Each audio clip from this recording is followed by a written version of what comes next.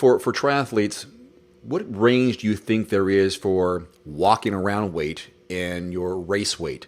I don't know if it's a percentage you want to throw. Let's say you weighed 200 pounds. I don't know, just throw that number. Or 100 pounds, just to make it real easy, 100 pounds.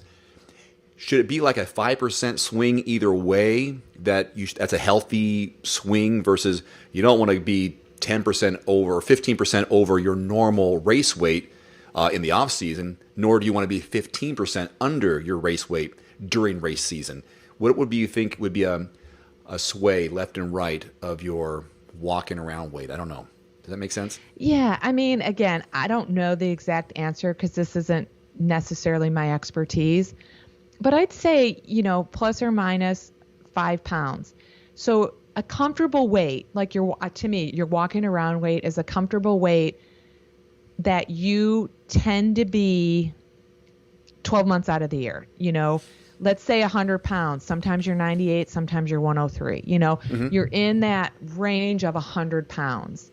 Now, in the off season, when you finish your last race of the season, you're going to take some time off and transition into some different type of activity, different types of training. I think it's healthy to put on some weight. I'm just going to say 5 pounds. 5%. But it also has to do with, did you lose a lot of weight as you were preparing for your race?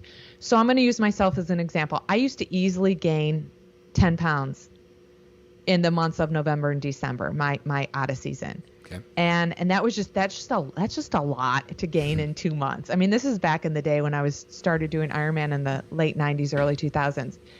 And then I'm like, why did I gain weight? I just ate a ton. I just ate a ton and I ate the wrong foods. The pastries, cookies, donuts, stuff like that.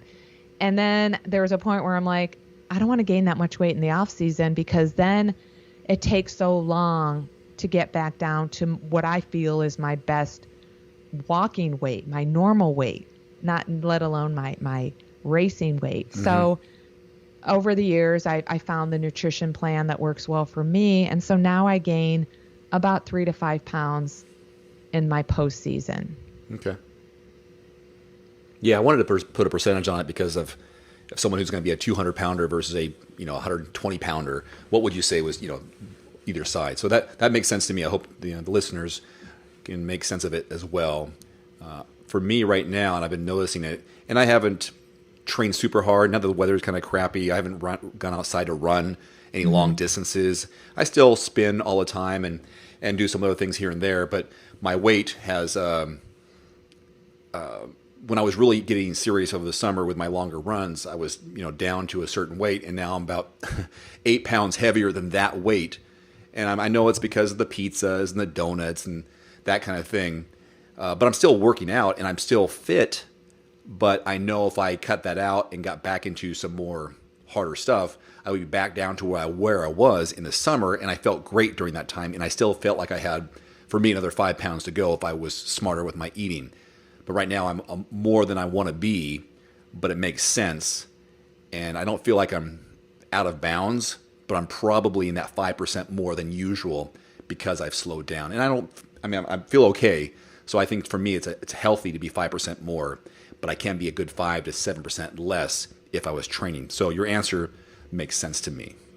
Yeah, and I think the important things to keep in mind is if an athlete is heavier than they want to be, they have to ask themselves, they have to really know why they are. And usually it's just a given. They're eating more calories than they're expending.